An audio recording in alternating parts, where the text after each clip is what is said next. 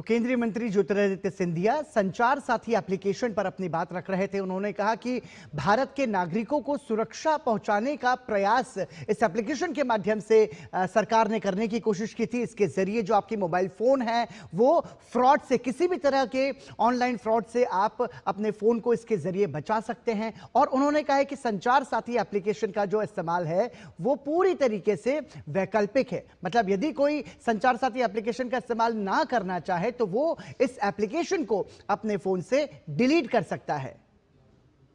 सीधे तौर पर उन्होंने कहा कि हर इंसान तक इसे पहुंचाना हमारी जिम्मेदारी है। एक बार फिर सुनते हैं केंद्रीय मंत्री ज्योतिरादित्य सिंधिया को। क्या है संचार साथी? संचार साथी एक ऐप है, पोर्टल है, जिसके आधार पर हर एक उपभोक्ता अपनी सुरक्षा अपने हाथों से कर पाता है। ये जन भागीदारी का एक कदम है।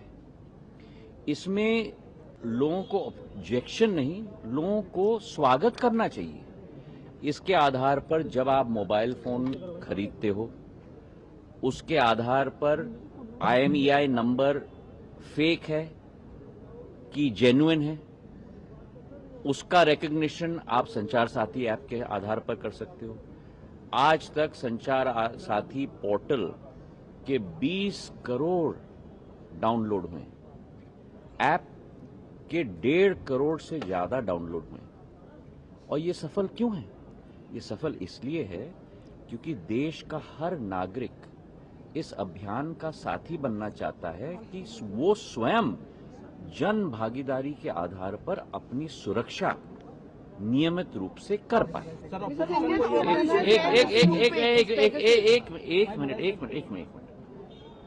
आज तक करीब 1.25 crore mobile connections, fraudulent mobile connections इस जन भागीदारी के आधार पे ही डिस्कनेक्ट हुए। करीब 20 लाख फोन जो चोरी हुए थे उनको ट्रेस किया गया है। 7.5 लाख फोन जो चोरी हुए थे उनको वापस उपभोक्ता के हाथ पे पहुंच चुका है। करीब 21 लाख फोन उपभोक्ताओं के रिकॉग्निशन और रिपोर्टिंग के आधार पे ही डिस्कनेक्ट हुए हैं।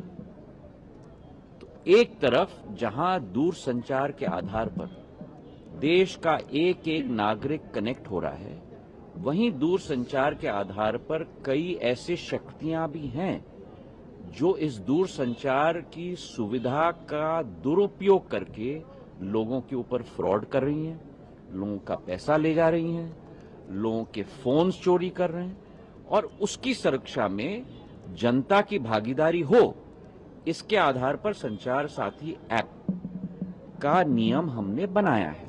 अब एक मिनट, इसके आधार पर ना कोई स्नूपिंग है, ना कोई कॉल मॉनिटरिंग है।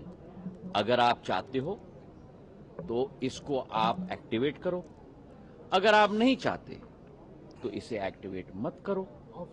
सुनिए ना, अगर आप इसको अपने फोन पे रखना चाहते हो तो रखो, अगर आप इसको डिलीट करना चाहते हो तो डिलीट करो।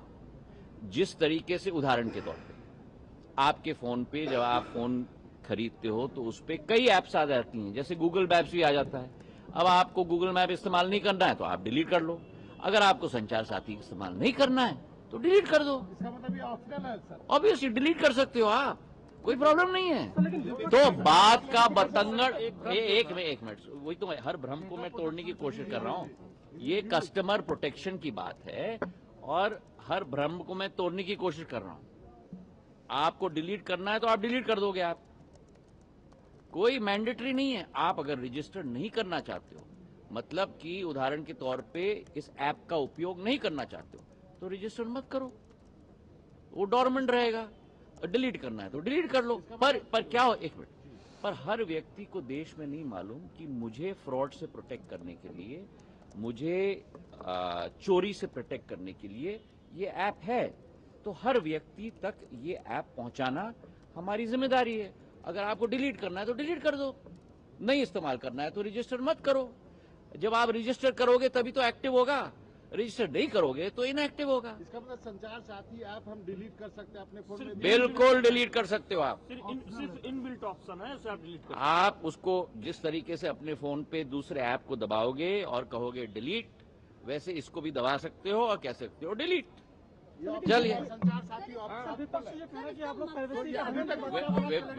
प्रॉब्लम क्या है कि विपक्ष कुर्सी के नीचे, कुर्सी के पीछे, कुर्सी के लिए मुद्दे ढूंढ रहा है।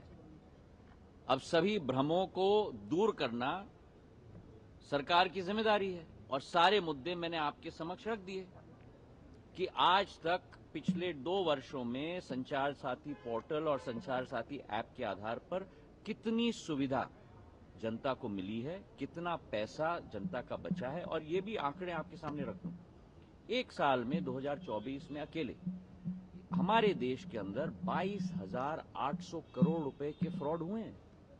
तो एक तरफ विपक्ष चिल्ला रहा है कि आप फ्रॉड कैसे रोकेंगे, दूसरी तरफ अगर संचार साथी का ऐप हमने आप आम नागरिक को दे दिया तो कह रहे हैं पेगासस। तो करो तो मरो, न करो तो मरो।